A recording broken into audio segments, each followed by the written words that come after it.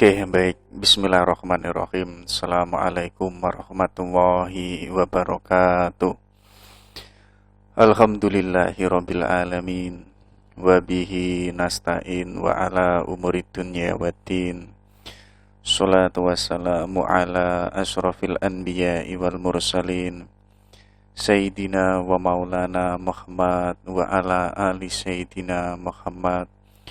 Asyhadu an la ilaha illallah wa asyhadu anna Muhammadar Rasulullah. Raditu billahi robba wa bil islami dina, bi Muhammadin nabiyya wa rasula. Rabbi zidna ilma waryuhna fahma. Amin amin ya Allah ya rabbal alamin. Allahumma rizukna ya Rabbi fahma nabiyina wa khifdul mursalin wa ilhamal malaikatil muqarrabin. Oke, baik teman-temanku semuanya yang saya hormati. Kita lanjutkan lagi belajar kita. Hari ini kita mencoba membahas filsafat patah hati. Ya, jadi nama ini kan sangat terkenal sekali, terutama bagi anak muda.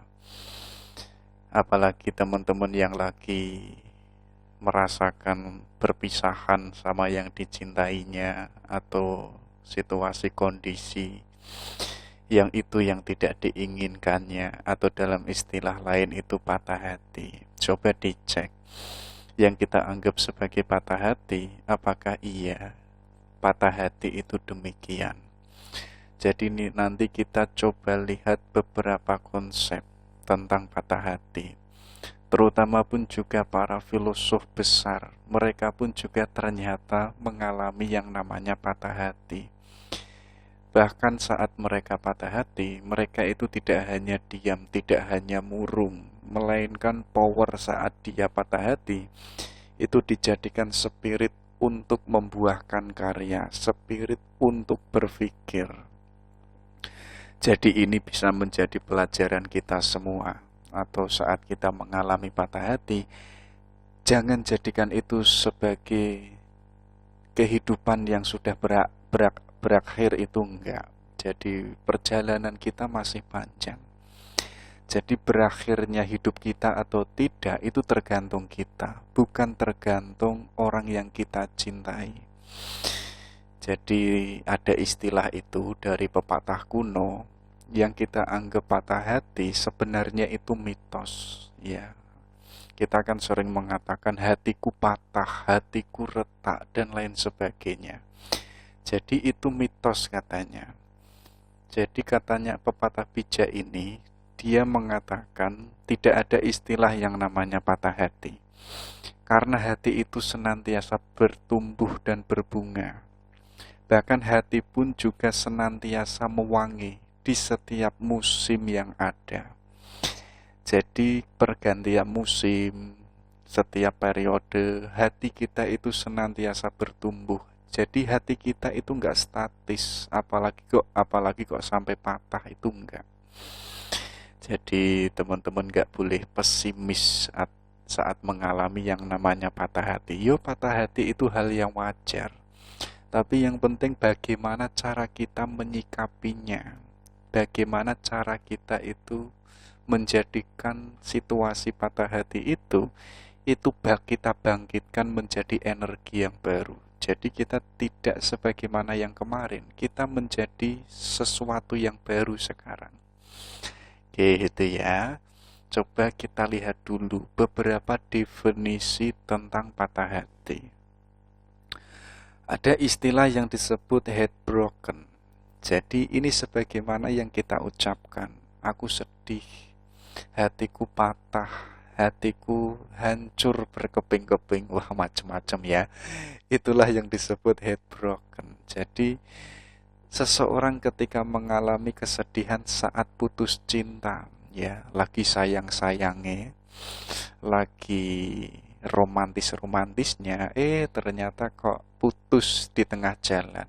Akhirnya disitulah yang kita sebut sebagai patah hati atau heartbroken. Ada juga istilah yaitu unrequited love ya. Jadi teman-teman sudah saking naksirnya sama cewek ya, saking cintanya sama seseorang, belum sempat juga dinyatakan cinta. Misalkan aku ini mencintaimu loh, itu belum sempat diucapkan.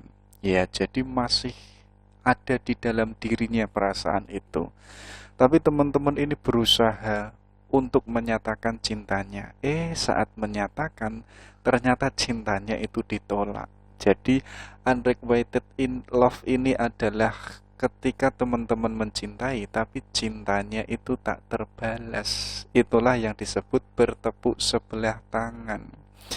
Jadi, masa sudah mencintai, tapi kok tidak dicintai. Ya teman-teman, pilihannya ya banyak kan, tidak hanya satu perempuan itu. Mungkin teman-teman hari ini mengatakan hanya dia yang cantik. Itu hanya persepsinya teman-teman saja. Mungkin teman-teman itu kurang ngopi atau kurang pengalamannya kurang banyak. Mungkin nanti di hari yang akan datang teman-teman baru sadar ternyata yang cantik itu tidak hanya dia, ternyata yang cantik itu banyak kok. Jadi teman-teman itu banyak pilihan, makanya ada istilah putus satu tumbuh seribu. Kalau kemarin kan pilihannya hanya satu, sekarang setelah diputus kita akan bebas memilih siapapun itu. Itulah yang disebut putus satu tumbuh seribu. Sekarang teman-teman silakan memilih. Mau memilih yang manis, mau memilih yang anggun, mau memilih yang sederhana, macam-macam, silakan sekarang memilih. Jadi unrequited love ini ketika cinta itu tidak terbalas, atau dalam istilah lain bertepuk sebelah tangan. Ada juga istilah to call it a day. Jadi ini dua orang yang sepakat ya. Jadi saat hubungan yang romantis yang sedang mereka jalani, ternyata kok diakhiri. Ya, jadi sangat disayangkan. Mungkin ada pihak ketiga atau mungkin dari pihak keluarganya nggak setuju. Padahal itu sedang romantis-romantisnya, sudah menyusun masa depan. Nanti rumahnya tinggalnya di mana? Nanti misi ke depannya bagaimana? Ternyata di saat sayang-sayangnya itu, ternyata pun juga pupus di tengah jalan. Itu ya, itu to call it a day. Ada juga cry one is out ya. Jadi ini teman-teman, kecewanya minta ampun mungkin ya. Jadi menangis menderu. Yang itu waktu yang lama. Karena apa? Karena yang dicintainya itu sudah pergi, tapi dia yang pergi itu masih ada di dalam pikirannya, masih ada di dalam hatinya. Jadi setiap malam, setiap siang, yang diingat itu hanya dia. Padahal dia itu sudah tidak bersama dengan dirinya. Akhirnya apa? Akhirnya orangnya sedih. Ya, jadi saya pernah dialog sama teman saya itu. Jadi dia itu mengakhiri cintanya, atau dia katakanlah tadi unrequited love. Cintanya itu bertepuk sebelah tangan, tapi dia itu sangat mencintainya. Nah, putus di tengah jalan itu atau sudah tidak bersama, saya tanya, walaupun kamu itu sudah tidak bersama dia, tapi hatimu itu masih pada dia loh ya. Karena apa? Hati itu nggak bisa dibohongi. Walaupun hari ini kita mengucapkan, hubungan sudah berakhir, aku sudah tidak mencintainya. Loh, itu yang mengatakan kan mulut kita, tapi hati kita itu masih mencintai dia. Ya, itu. Jadi walaupun demikian, akhirnya apa? Kita sedih, kita galau, kita stres. Ada juga istilah breakout ya. Jadi ini mengakhiri suatu hubungan romantis dengan seseorang. Jadi mungkin diakhiri dengan satu pihak ya. Jadi mungkin teman-teman lagi romantisnya itu kan, sudah jalan kemana-mana, tiba-tiba si laki-lakinya itu memutuskan, ya sudahlah kita selesai saja, hubungan kita akhiri di sini saja. Itu kan kagetnya luar biasa, jadi breakout. Ada juga istilah yang disebut open out wound. Ya, jadi ini sebagaimana tadi. Jadi hubungan sudah berakhir, ya. Dia sudah tidak bersama dengan diri kita, tapi kita masih mengingat momen-momen saat bersama dia. Ya, mungkin teman-teman pergi ke pantai, mengingatnya saat dulu bersama dia yang itu pernah ke pantai. Mungkin saat pernah bertengkar, itu pun juga diingatnya. Jadi momen apapun yang pernah dilakukan bersama dia, kita ingat kembali. Hari ini sudah menjadi kenangan yang indah. Dulu saat putus, kita kan nangis menderu, ya, gagap dan gugup dan lain sebagainya. Tapi saat sudah setengah tahun atau 1 tahun, kenangan itu menjadi sesuatu yang indah. Walaupun berakhirnya itu sangat tragis atau sangat menyakitkan, ya. Mungkin teman-teman boleh dicek, waktu awal-awal itu sudah berakhir, itu kan halunya luar biasa, ya kan? Loh, tapi nanti saat 1 tahun, 2 tahun, kita ketawa-ketawa sendiri. Ngapain ya kok dulu saya bersama dia? Ngapain ya kok saya traktir dia macam-macam? Jadi sudah menjadi kenangan. Ada istilah lain yang disebut two time same body. Ya, jadi ini adalah hubungan yang terlarang. Jadi teman-teman mencintai seseorang, orang yang dicintainya itu berselingkuh, menjalin hubungan dengan orang lain. Wah, ini kan kalau ketahuan itu kan bisa rusak semua urusan. Dan ini bisa terjadi tidak hanya pada orang yang pacaran, bahkan pun juga bisa terjadi sama orang yang itu sudah berumah tangga. Banyak sekali perselingkuhan, bahkan istri gelap, istri ketiga, bahkan selir. Makanya teman-teman yang cewek hati-hati loh ya. Kalau nanti suaminya sudah punya uang banyak, itu harus cermat.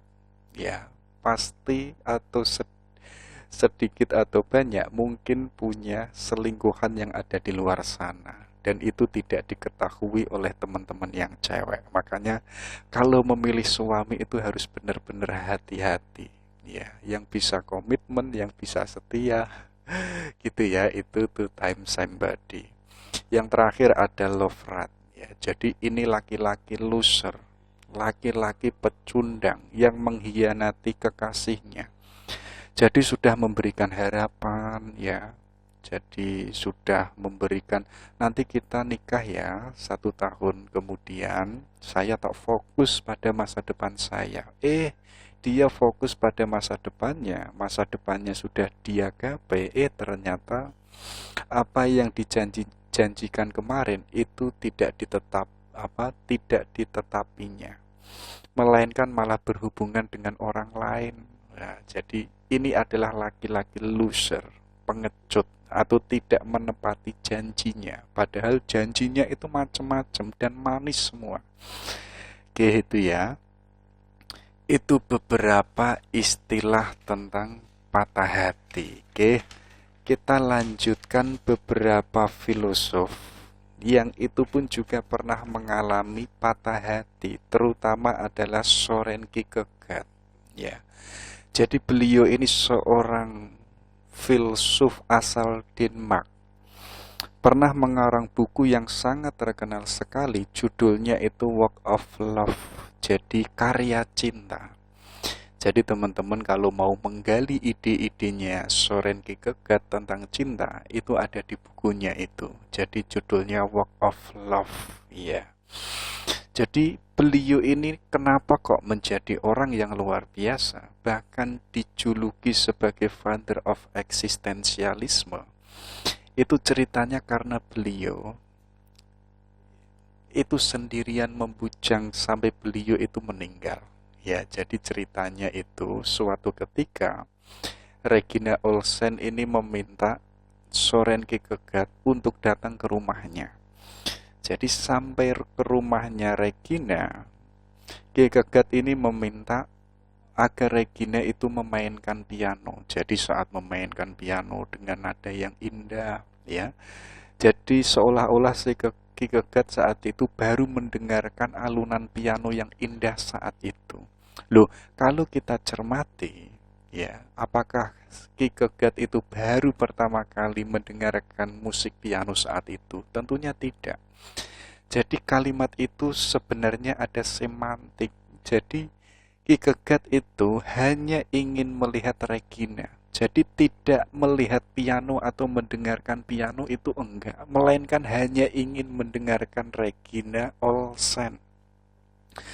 Makanya beliau itu, saya hanya baru mendengar nada indah piano hari ini. Jadi dia itu seolah-olah baru hanya saat itu melihat seorang gadis. Walaupun sebelumnya itu banyak sekali melihat gadis. Tapi baru saat itu melihat seorang gadis, yaitu yang ada pada diri Regina Olsen.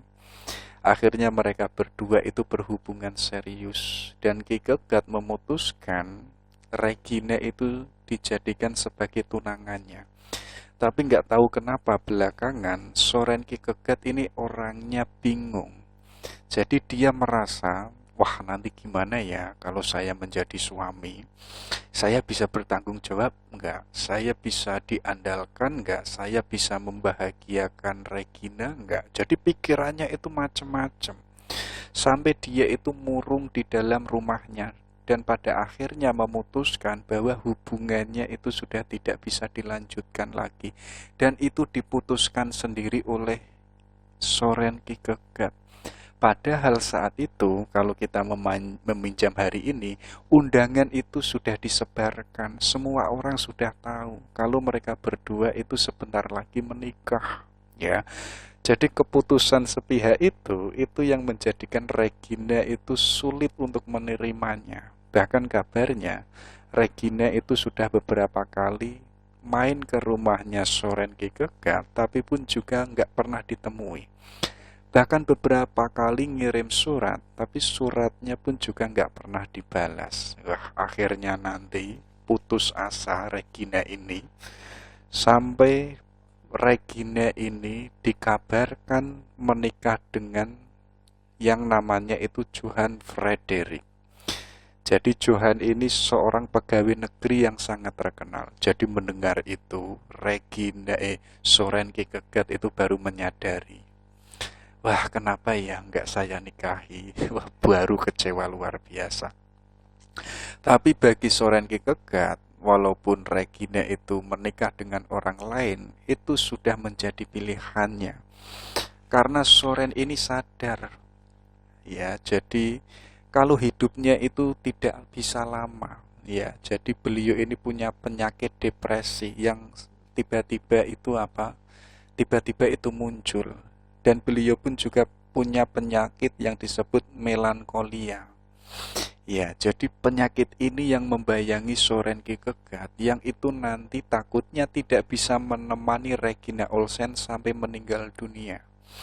Jadi daripada apa? Nanti saya mati muda misalkan, ya biarkan orang yang saya cintai itu bisa bahagia dengan orang lain. Walaupun kabarnya Regina ini menikah, tapi menikah dengan orang yang tidak dicintainya. Ya, jadi itu loh, suratnya kan sangat tegas sekali. Agar tidak lebih sering mencobai sesuatu yang bagaimanapun juga harus dilakukan. Biarlah hal itu dilakukan, yang penting lupakan orang yang menulis surat ini. Lupakan lelaki ini yang meskipun mampu melakukan sesuatu namun tidak dapat membahagiakan seorang gadis. Jadi saya kira saya itu nggak mampu membahagiakan Regina. Jadi menyerahlah, biarkan saya pergi. Kamu tidak dapat menanggungnya. Jadi ini keputusan sepihak dari Soren Ki Kegat. Tapi jangan salah loh ya, di saat sendirian itu, ya, beliau itu fokus berfilsafat. Jadi sudah menerima fakta kalau orang yang dicintainya itu sudah menikah dengan orang lain. Jadi kabarnya sebelum meninggal, karyanya beliau itu sampai 13 buku, dan itu sampai sekarang ide-idenya sangat berpengaruh, terutama dalam dunia filsafat. Ya, jadi teman-teman kalau mengikuti Soren Ki Kegat, carilah perempuan yang cantik yang itu teman-teman cintai, dan gak ada yang lain yang dicintai. baru nanti belakangan ya kita putuskan sepihak kalau hubungannya itu sudah nggak bisa dilanjut.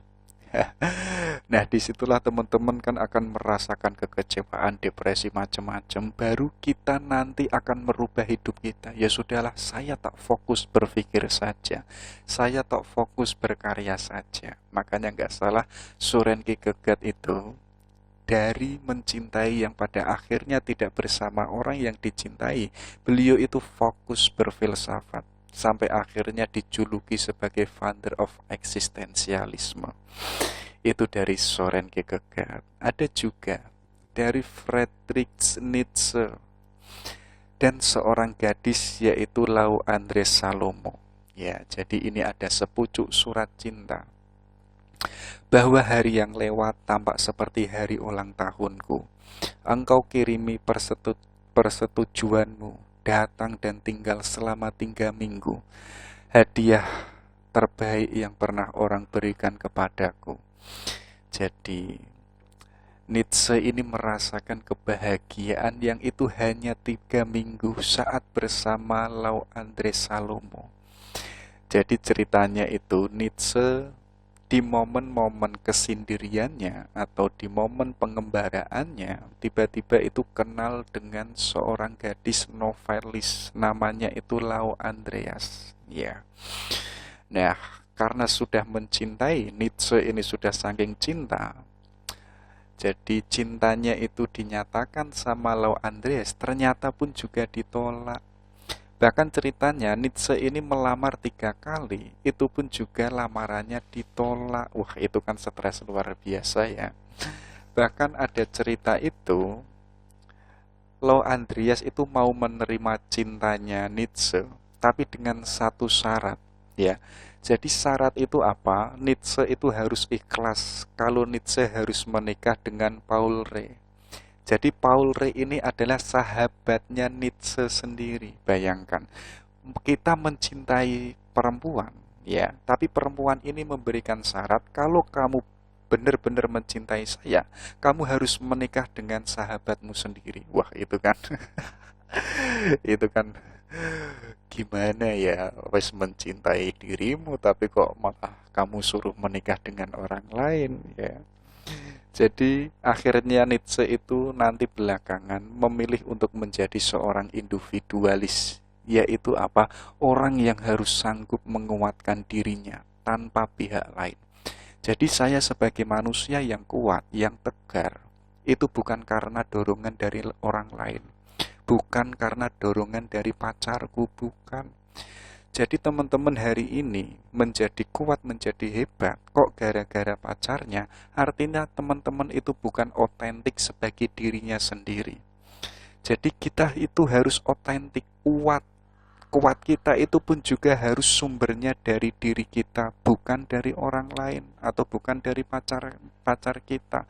Itulah nanti yang menjadi Nietzsche itu orang besar. Dan saat itulah kehidupannya itu mulai berubah saat tidak bersama dengan orang yang dicintainya. Jadi rasa kehilangan itu telah membuatnya menjadi orang yang produktif, bahkan melahirkan sejumlah karya besar. Ya, makanya teman-teman kalau putus cinta, jangan jadikan atau jangan kita menganggap hidup kita itu sudah selesai. Enggak. Coba lihatlah Nietzsche sebagaimana Soren Kierkegaard tadi saat putus cinta dan tidak berhasil merenggut mendapatkan orang yang kita cintai, tapi dengan tidak bersama dia, kita itu menjadi manusia yang otentik. Kita bisa fokus menjadi diri kita yang sebenarnya. Ya, jadi mungkin itu bisa sebagai pelarian ya. Wah, saya tidak bisa hidup sama kamu, ya sudahlah, saya tak full mikir saja, saya tak full berfilsafat saja dan membuat buku macam-macam. Akhirnya nanti kan teman-teman menjadi orang besar, ide-idenya berpengaruh sebagaimana Soren Kierkegaard tadi. Ini loh, dari kesendiriannya Nietzsche yang tidak bisa hidup dengan Lau Andreas Salomo, bahkan kabarnya Nietzsche itu membujang sampai meninggal dunia.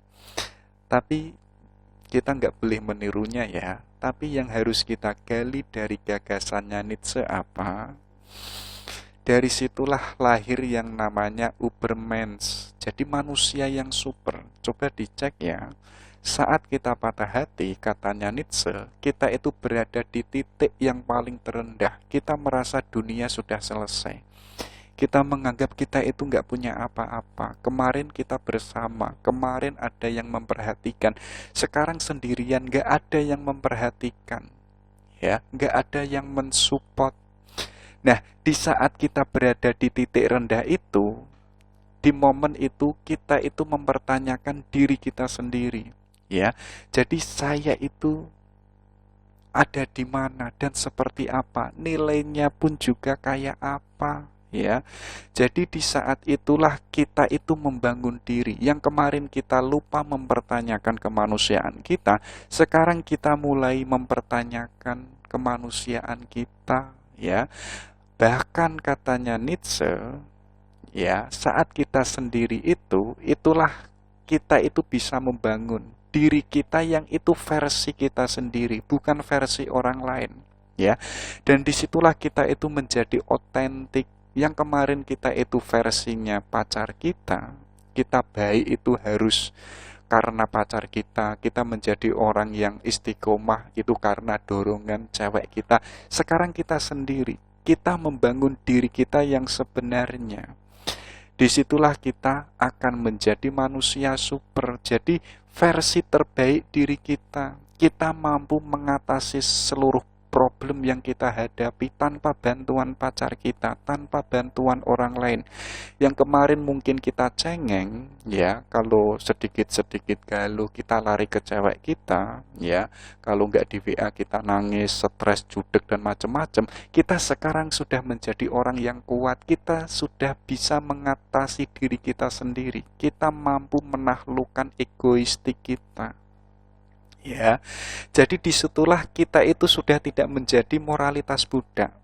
Jadi gambarannya moralitas budak, ya, kalau stres itu kan lari ke Tuhan, stres gagal ujian berdoa 1 hari 1 malam, kita moralitasnya itu budak, ya. Dan sekarang saat kita mengalami yang namanya patah hati di titik yang paling terendah dan kita mempertanyakan kemanusiaan kita, sekaligus kita membangun diri kita menjadi manusia yang terbaik versi kita menjadi orang yang kuat.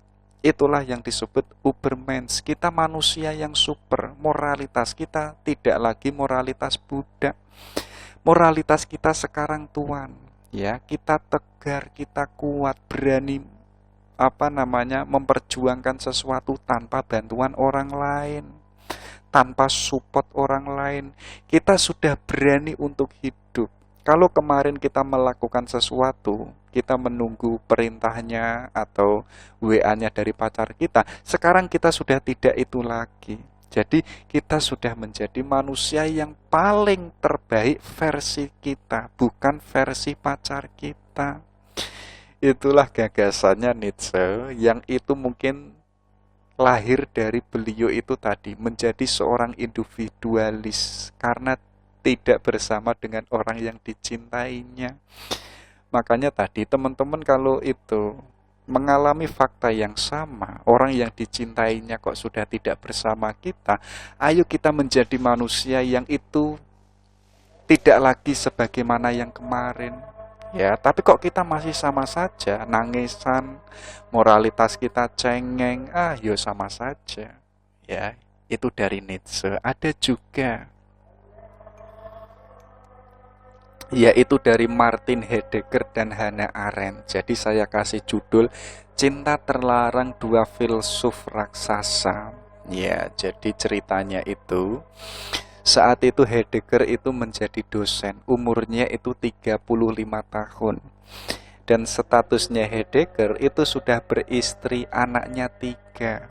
Ya, jadi saat ngajar di kampus itu bertemu dengan Hannah Arendt yang saat itu masih seorang gadis yang yang masih lucu, imut-imut, ya. Kabarnya umurnya Hannah Arendt saat itu 18 tahun. Ya, jadi Heidegger ini terpesona dengan kecantikannya Hannah Arendt. Bahkan suatu ketika ada surat yang menurut saya romantis dari Heidegger untuk Hannah Arendt. Katanya apa? Nona Arendt yang terhormat. Jadi kalimat ini sebuah penghormatan pada mahasiswinya itu. Ya, kemudian 4 hari berikutnya tulisannya itu tidak sebagaimana yang sebelumnya. Tulisannya itu berubah, Hana sayangku. Wah, itu kan romantis ya. Mungkin teman-teman boleh dicoba mengirim pesan WA. Wahai Nona yang saya hormati, nanti 1 minggu kemudian diganti Hana sayangku. Nah, akhirnya mereka itu menjalin hubungan serius. Ya, tapi catatannya ini adalah cinta terlarang, yang pada akhirnya mereka nanti nggak bersama. Karena apa? Karena Hannah Arendt ini nanti itu dikejar-kejar oleh Nazi, bahkan lari ke Prancis, bahkan pun juga lari ke Amerika Serikat. Nah, saat lari ke Amerika Serikat dan lolos, Hannah Arendt itu menikah dengan laki-laki yang itu tidak dicintainya. Jadi hatinya itu masih pada yang namanya Heidegger. Jadi Heidegger saja yang paling dicintainya. Jadi menurut Hannah Arendt, Heidegger ini adalah seorang laki-laki walaupun tegas macam-macam, tapi ada keterpesonaan sendiri di matanya Hannah kepada Heidegger, ya. Jadi ada juga dari ungkapan Hannah Arendt itu, saya akan kehilangan hak saya untuk hidup jika saya kehilangan cinta kepada Anda. Dan dengan kehendak Tuhan, saya akan lebih mencintai Anda sampai mati. Wah, jadi seandainya saja, kok saya tidak mencintai Anda, saya itu nggak punya hak untuk hidup. Ya, jadi romantis ya, filosof kalau membuat surat cinta, gaya penulisannya kan puitis ya. Hannah Arendt kabarnya pun nanti juga seorang filosof ya. Jadi filosof yang itu aliran feminisme. Jadi makanya saya kasih judul Cinta Terlarang Dua Filsuf Raksasa. Oke, itu ya. Itu cerita patah hatinya dari beberapa filosof. Terakhir, ini pun juga ada surat cinta dari Jean-Paul Sartre untuk Simone de Beauvoir. Ini pun juga sama-sama seorang filsuf. Jadi suratnya apa? Gadis kecilku yang manis, malam ini aku mencintaimu dengan cara yang belum pernah engkau ketahui. Aku tidak pernah letih menempuh jarak, tak perlu tenggelam dalam mengharapkan kehadiranmu. Aku telah menundukkan cintaku padamu dan mengubah cintaku padamu sebagai unsur pembentuk diriku.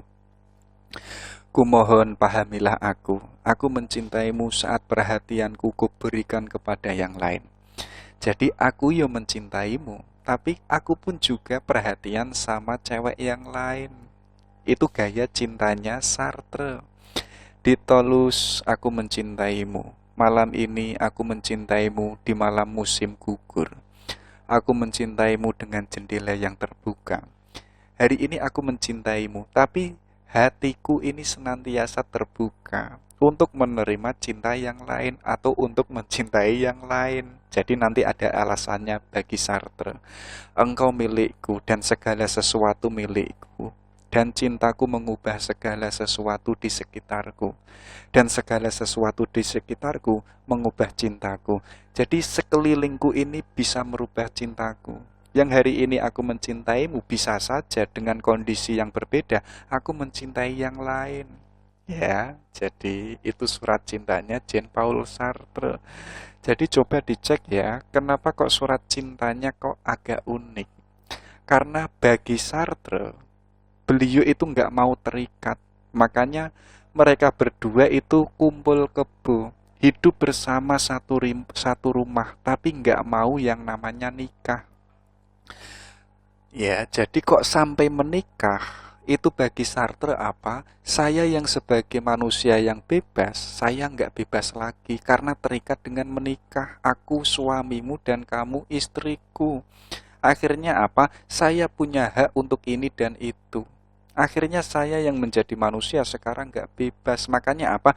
Ayo kita mencintai, ayo kita hidup bersama. Tapi catatannya jangan menikah ya. Ya. Jadi untuk mempertahankan individualitas saya yang sebagai manusia yang bebas dan saya nggak mau terikat. Ya, jadi gambarannya teman-teman itu loh, kalau punya cewek yang menjalin hubungan saling mencintai, kita kan terikat. Ya, terikat nanti harus menikahi tahun berapa, terikat nanti membahagiakannya, terikat nanti tanggung jawabnya ke depan. Kita banyak terikat dengan itu. Akhirnya individualitas kita yang sebagai manusia yang bebas itu terikat. Ya, makanya nanti Sartre itu punya gagasan cinta itu paradok, cinta itu saling mengobjekkan. Jadi cinta itu relasinya itu sebenarnya itu saling mengobjekkan, ya. Coba teman-teman dicek, menjalin hubungan, coba di antara dua orang itu pasti ada yang menang. Yang satu itu dijadikan alat, kamu harus ikut saya. Kamu harus mematuhi apa yang saya inginkan. Kamu harus mengikuti apa yang saya ucapkan. Akhirnya apa? Yang dicintainya itu menjadi objek, tidak menjadi subjek. Artinya apa? Cinta itu membelenggu, paradok, tidak menyehatkan. Terus apa? Cinta itu tidak manusiawi. Karena apa? Membunuh individualitas saya yang sebagai manusia yang mulanya bebas, sekarang nggak bebas. Makanya apa? Aku mencintaimu di malam musik gugur. Aku mencintaimu dengan jendela yang terbuka. Artinya ya, ayo kita hidup bersama tapi jangan terikat ya. Nah, itu model bentuk cintanya Sartre. Ini ada juga Khalil Gibran yang punya buku judulnya The Broken Wings. Jadi sayap-sayap patah. Kabarnya Khalil Gibran pun juga membujang sampai beliau itu meninggal dunia. Jadi kalau nggak salah umurnya itu hanya 49 tahun. Ya, jadi ada cerita itu, ya sudah saking cintanya sama perempuan Gibran ini. Gibran ini sebagaimana tadi Sorenki Kegat, ya, sudah wayai nikah tapi pikiran Gibran itu macam-macam. Aku nanti bisa bertanggung jawab nggak sih? Aku nanti bisa membahagiakan nggak sih? Akhirnya Gibran itu banyak pikiran, banyak pertimbangan. Akhirnya cewek yang itu dicintai oleh Gibran nunggu lama kok Gibran ini nggak ngasih keputusan, nggak ngasih kepastian. Akhirnya apa? Akhirnya cewek yang dicintai Gibran itu dinikahi oleh orang lain. Wah, akhirnya Gibran itu stres galau, patah hati.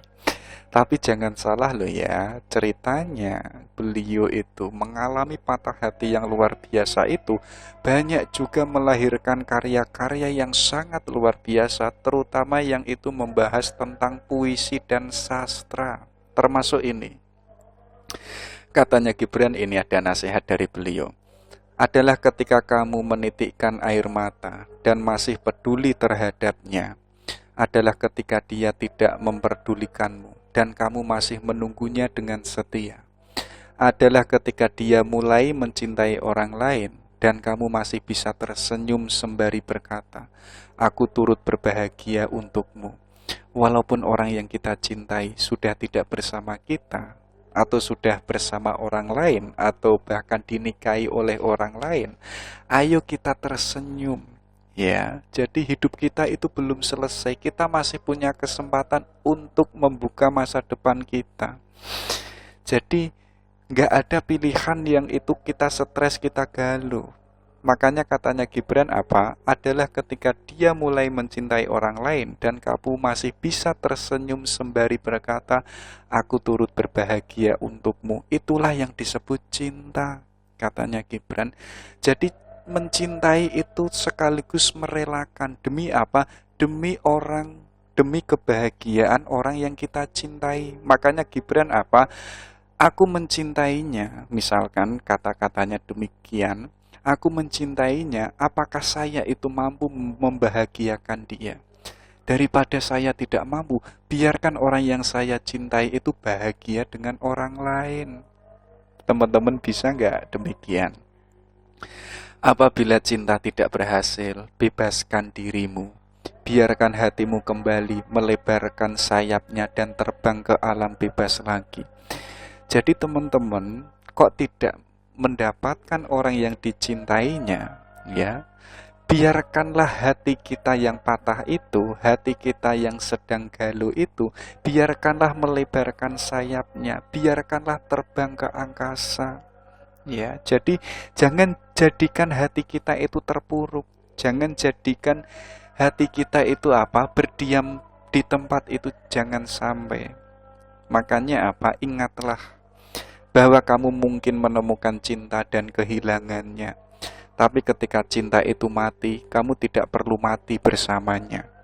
Orang terkuat bukan mereka yang selalu menang, melainkan mereka yang tetap tegar ketika mereka jatuh. Jadi teman-teman, saat patah hati atau cintanya itu bertepuk sebelah tangan, atau dalam istilahnya Gibran itu, ketika cinta itu mati, kita itu nggak boleh mati bersamanya.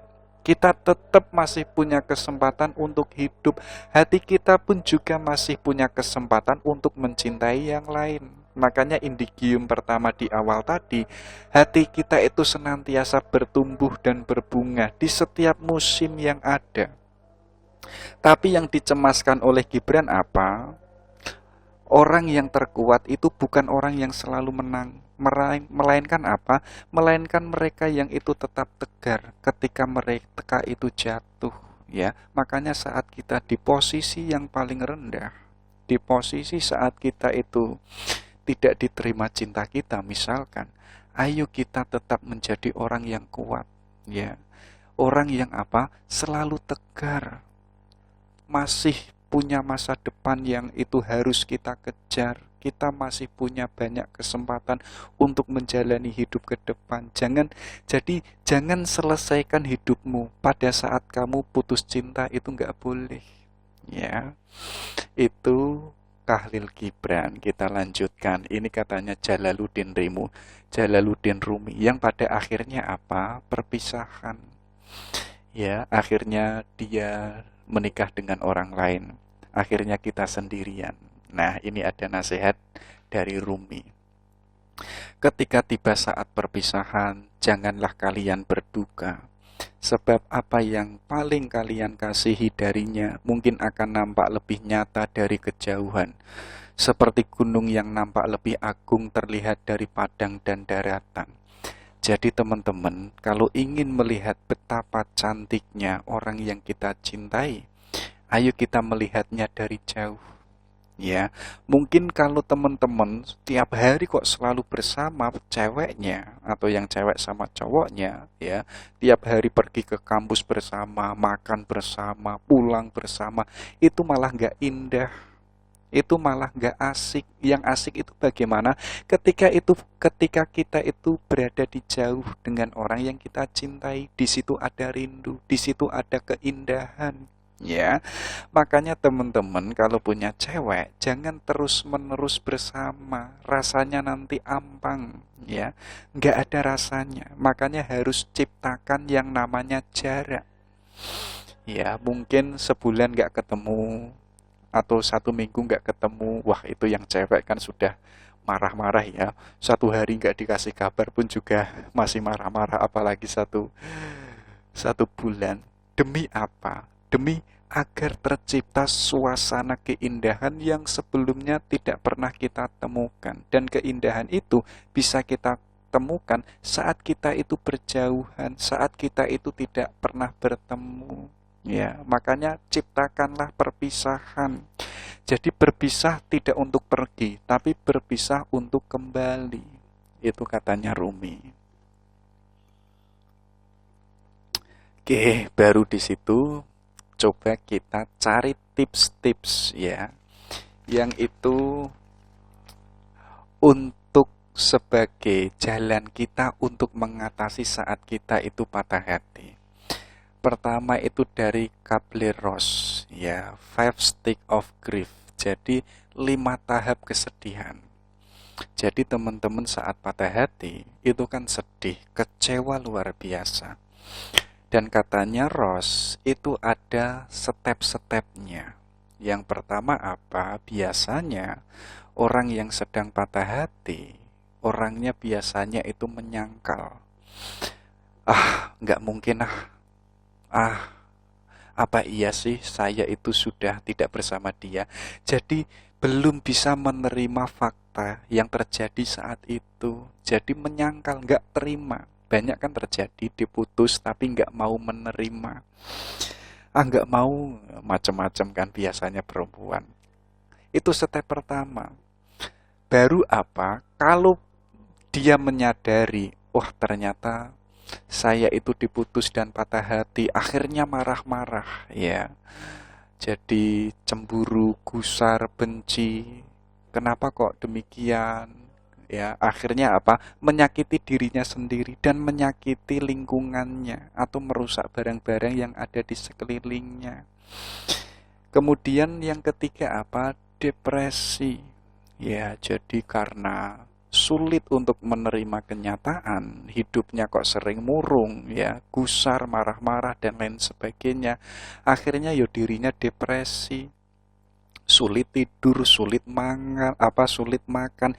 Yang mulanya itu bisa fokus kuliah, sekarang sudah nggak bisa fokus kuliah. Yang mulanya bisa fokus belajar, sekarang sudah tidak bersama dia dan mengalami depresi, sekarang sudah tidak fokus, bisa lagi belajar, depresi, pikirannya kacau balau. Ya, kemudian step yang keempat apa? Kalau kita sudah melewati situasi depresi, biasanya kita itu tawar-menawar. Ya sudahlah, kalau memang dia tidak jodohku, kalau dia itu tidak yang terbaik untuk saya, ya jadi menawar-nawar. Untuk apa? Untuk menenangkan dirinya. Bahkan katanya Kabler-Ross, saat manusia itu di posisi patah hati dan itu di fase tawar-menawar, biasanya apa? Membuat perjanjian dengan Tuhan, yaitu melalui doa. Ya, jadi ini sudah mulai menerima kenyataan. Baru yang terakhir kita itu acceptance, menerima kenyataan. Ya sudahlah. Kalau memang takdirnya demikian, karena memang dia bukan jodohku, karena dia bukan yang terbaik untuk saya. Siapa tahu nanti di depan ada sesuatu yang jauh lebih wow, ya. Jadi sudah mampu menerima, jadi sudah tidak marah lagi, sudah tidak depresi lagi. Jadi itu step-step 5 di mana orang itu mengalami tahap kesedihan. Nah, ini ada juga dari stoikisme. Ayo kita menyikapi patah hati kita. Jadi teman-teman iya patah hati, tapi jangan jadikan itu sebagai sebagai penderitaan. Makanya stoikisme ini kan dibilang aliran yang itu mampu menyikapi hidup yang sederhana, yang rileks, yang menyenangkan, terutama saat kita mengalami patah hati. Yang pertama apa? Saat kita patah hati, sadarilah bahwa ini adalah kenyataan hidup. Ya, hidup itu kadang seneng, kadang bahagia, kadang menderita, kadang sulit, apapun itu, terimalah sebagai kenyataan hidup. Bahkan katanya Marcus Aurelius, hidup ini senantiasa berubah. Ya, orang yang hari ini bersama kita, mungkin hari yang akan datang dia itu sudah tidak bersama kita. Karena katanya Marcus Aurelius, hidup ini ada sunatullahnya. Jadi ada yang namanya saat kita bersama dan ada saatnya kita berpisah. Kalau kita mau menerima kebersamaan, kita pun juga harus mau menerima keperpisahan. Jadi tidak hanya mau menerima bersama saja, tapi kita harus mau menerima saat kita berpisah. Karena kita itu hidup di alam semesta dan di alam semesta ini sifatnya berubah-ubah dan itu ada hukum yang namanya sunatullah. Sadarilah itu sebagai kenyataan hidup.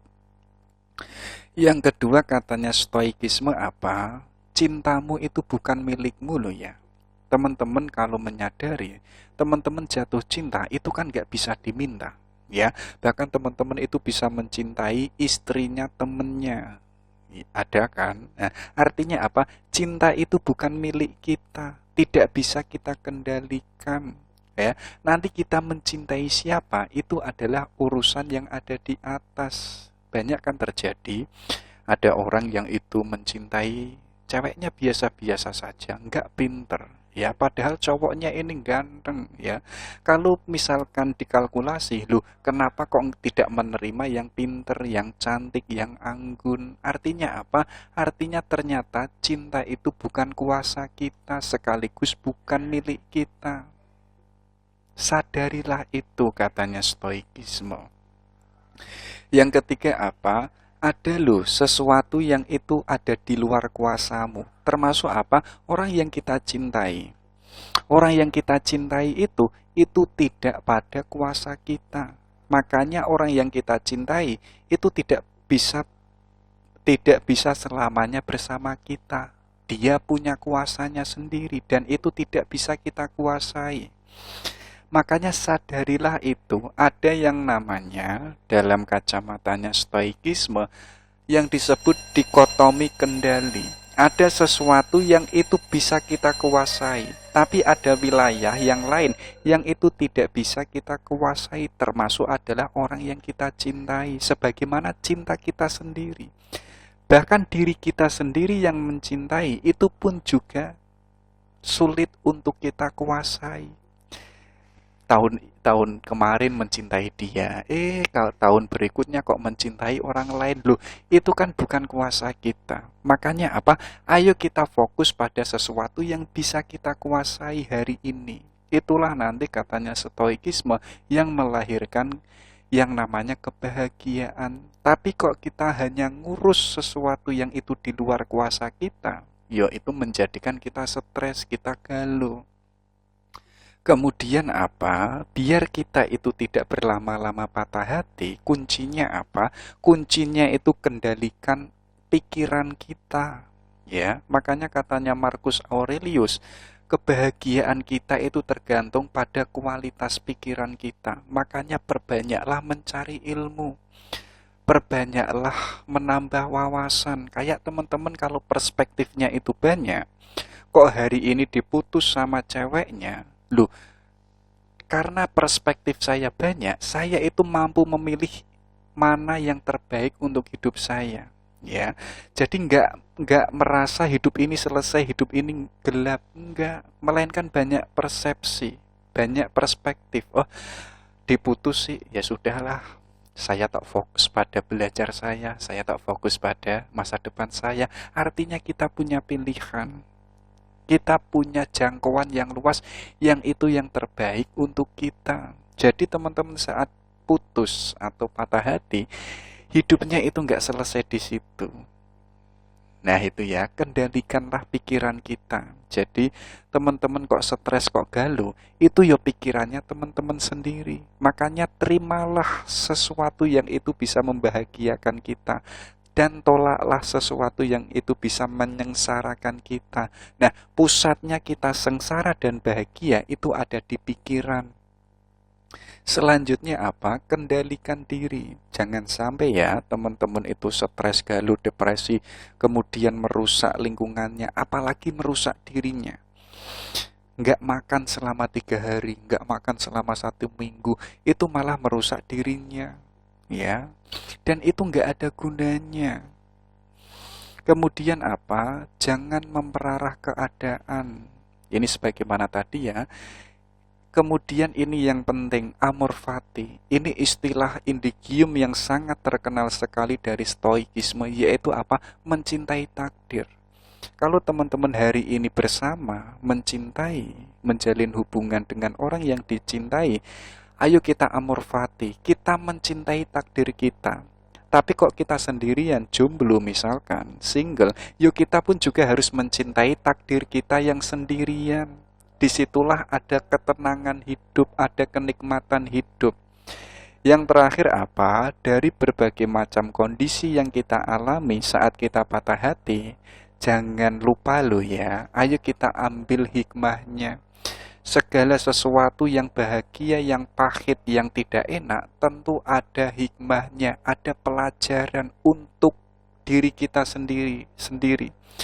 Makanya katanya Aurelius, jika ada orang yang menyakitimu, itu adalah kesempatan untuk berlatih memaafkan. Jadi kok nggak ada orang yang menyakiti kita, kita kan memaafkan kan mudah. Ya, yang sulit itu apa? Ada orang yang menyakiti kita, tapi kita diuji, kita bisa memaafkan atau tidak. Ya, karena memaafkan orang yang pernah menyakiti kita itu kan sulitnya dan sulitnya kan minta ampun. Maka kita harus membangun diri kita menjadi sesuatu yang baru. Sekarang kita mampu memaafkan orang yang pernah menyakiti kita. Sekarang kita menjadi manusia yang terpelajar, mampu mengambil hikmah-hikmah di setiap momen yang ada. Itu ya, itu caranya stoikisme menyikapi situasi patah hati.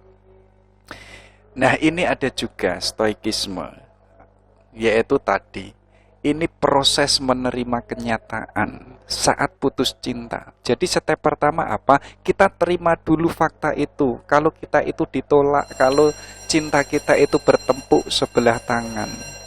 Dan katanya stoikisme, yang pertama apa? Kita harus paham dan sadar kalau hari ini dia sudah tidak bersama kita. Kalau dia itu sudah bersama orang lain, kita sadar dulu. Baru kemudian apa? Ayo kita terima sebagai pengalaman, sebagai pelajaran. Jadi kalau dia orang yang kita cintai bersama orang lain, pengalaman apa yang harus kita ambil, pelajaran apa yang harus kita ambil, sikap apa ke depan yang harus saya wujudkan. Jadi kita nggak statis, kita harus tetap becoming, harus senantiasa menjadi sesuatu yang baru. Kemudian apa? Ayo kita kontrol diri kita.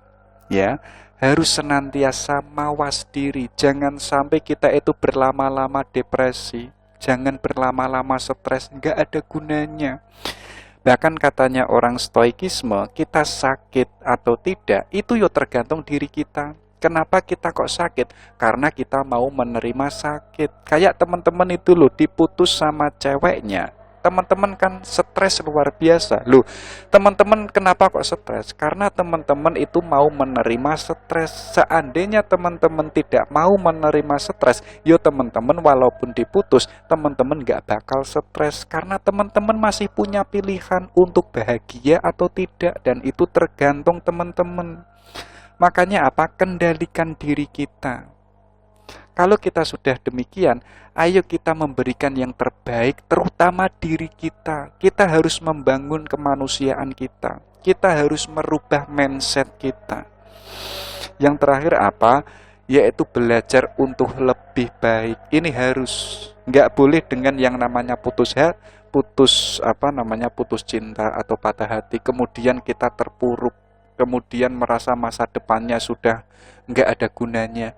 Nggak demikian. Kita harus tetap belajar, membangun masa depan, membangun kemanusiaan. Jadi step pertama itu ya, kita harus menerima kenyataan. Itu dari stoikisme. Kita lanjutkan. Ini dari Hazrat Inayat Khan yang punya buku The Head of Sufism. Katanya beliau apa? Dari cangkang patah hati muncul jiwa baru yang akan lahir. Jadi teman-teman itu mengalami momen patah hati, sadarilah bahwa jiwa kita itu terlahir kembali sebagaimana di awal tadi. Jiwa kita itu senantiasa bertumbuh dan berbunga di setiap musim yang ada. Makanya teman-teman kalau jiwanya ingin menjadi baru, senantiasa refresh, ayo kita cari pacar, kemudian kita patah hati. Biar apa? Biar jiwa kita itu menjadi sesuatu yang baru, tidak sebagaimana yang kemarin. Kemudian apa? Seseorang tidak perlu jatuh dalam cinta. Seseorang harus bangkit melalui cinta. Jadi kita itu nggak boleh terjatuh karena cinta. Ya, cinta itu hakikatnya membangun. Cinta itu hakikatnya itu apa? Hakikatnya itu membangkitkan kemanusiaan kita. Hari ini kok ada manusia yang itu terjatuh karena cinta, itu hakikatnya bukan cinta. Mungkin cintanya itu prosesnya kurang baik, kurang optimal. Atau jangan-jangan teman-teman itu kurang belajar tentang bagaimana cara mencintai mencintai yang baik. Makanya step pertama katanya Erich Fromm, orang sebelum mencintai itu harus belajar dulu bagaimana cara mencintai yang baik. Kalau kita sudah bisa belajar itu, otomatis aktualisasinya pun juga benar. Tidak ada istilah yang namanya terjatuh dalam cinta. Kalau kita sudah bisa mencintai yang baik dan benar. Kalau kita tadi sudah mencintai yang baik, maka cinta itu akan membangkitkan kemanusiaan kita. Ya, cinta adalah berkah, tetapi berubah menjadi kutukan dalam keterikatan. Jadi hari ini kok ada orang mencintai, kok saling mengikat. Kamu sekarang milikku, kamu nggak boleh pergi ke sini, kamu nggak boleh tidur jam sekian. Seolah-olah itu ada batas-batas yang mulanya bebas. Sekarang kita dikutuk untuk tidak menjadi orang yang bebas. Banyak terjadi hari ini orang yang relasinya cinta, tapi kok malah menjadikan kemanusiaan kita itu terintimidasi. Kita nggak bebas lagi. Akhirnya cinta yang mulanya berkah sekarang menjadi kutukan. Katanya Hazrat inayatkan. Yang terakhir, setiap pengalaman baik atau buruk merupakan langkah maju dalam perkembangan jiwa manusia. Kegagalan dalam hidup tidak masalah. Kemalangan terbesar adalah masih diam seperti semula. Patah hati nggak apa-apa. Tapi jangan sampai kita itu statis sama sebagaimana yang kemarin. Jadi kita harus becoming tadi. Di situasi apalagi saat kita patah hati, ya. Makanya tadi di awal seperti Soren Kierkegaard, Khalil Gibran, kemudian Martin Heidegger, mereka menjadi besar karena punya momen hidupnya yaitu patah hati. Ya, bisa melahirkan karya yang luar biasa. Khalil Gibran bisa melahirkan buku-buku yang isinya sangat puitis dan itu sangat menginspirasi para sastrawan-sastrawan setelahnya. Jadi teman-teman saat patah hati jangan statis, rubahlah teman-teman menjadi sesuatu yang jauh lebih agung, jauh lebih indah daripada yang sebelumnya. Oke, ini yang terakhir. Saat kita patah hati, ada 4 hal yang itu nggak boleh hilang. Ya, coba teman-teman dicek ya. Yang pertama apa? Saat kita patah hati, badan kita harus tetap sehat. Kita nggak boleh yang namanya mandek makan selama 4 hari, akhirnya kita sakit. Itu malah merusak diri kita. Tapi apa? Kita tetap menjadi manusia yang sehat, walaupun kita itu patah hati. Yang kedua apa? Akal kita pun juga harus tetap sehat, ya. Walaupun kenyataannya dia sudah tidak bersama kita, tapi kita harus tetap belajar, kita harus tetap kuliah, kita harus tetap menambah wawasan. Itulah yang disebut akal kita tetap sehat. Yang ketiga apa? Makna hidup. Jangan sampai saat kita putus cinta atau patah hati, kemudian kita nggak punya makna hidup. Loh, harusnya makna hidup kita itu jauh lebih besar. Karena kita mampu membangun diri kita seorang diri, kita bebas. Ayo kita membangun makna yang jauh lebih absolut lagi. Kemarin kita tergantung sama dia, sekarang saya harus berdiri di atas kaki saya. Membangun tujuan world view ke depan. Yang terakhir apa? Moralitas. Sebagaimana tadi, saat teman-teman patah hati, jangan sampai menjatuhkan nilai kemanusiaannya sendiri. Kita harus tetap tegar, kita harus tetap beradab, kita harus tetap bermoralitas. Itu ya, itu 4 hal yang gak boleh hilang saat kita putus atau patah hati. Oke, yang terakhir ada nasihat dari Imam Syafi'i. Ketika hatimu terlalu berharap kepada seseorang, maka Allah timpakan ke atasmu pedihnya sebuah pengharapan, supaya kamu mengetahui bahwa Allah sangat mencemburui hati yang berharap selain Dia. Maka Allah menghalangimu dari perkara tersebut agar kamu kembali kepadanya. Jadi itu Allah itu sangat cemburu pada hambanya, yang itu mencintai yang itu selain Allah. Makanya saat kita patah hati, sadarilah bahwa Allah itu sedang menimpakan kepedihan atas diri kita. Biar apa? Biar kita itu bisa kembali ke Allah, bisa kembali mencintai Allah. Kemarin kita hanya sibuk merindukan anaknya Pak Lurah, mencintai anaknya Pak Lurah. Sekarang Allah itu memecut hati kita dan hati kita terpatah. Yang mulanya kita nggak pernah tahajud, sekarang kita tahajud. Yang mulanya kita jarang membaca Al-Quran, sekarang kita sering membaca Al-Quran. Akhirnya kita kembali bersama Allah. Dan Allah itu pengen itu. Nggak pengen kalau hambanya itu apa? Itu mencintai sesuatu yang lain. Apalagi manusia, apalagi benda-benda. Jadi patah hati itu sebagai jawaban kalau Allah itu pengen kamu itu harus kembali sama saya. Ilaihi roji'un.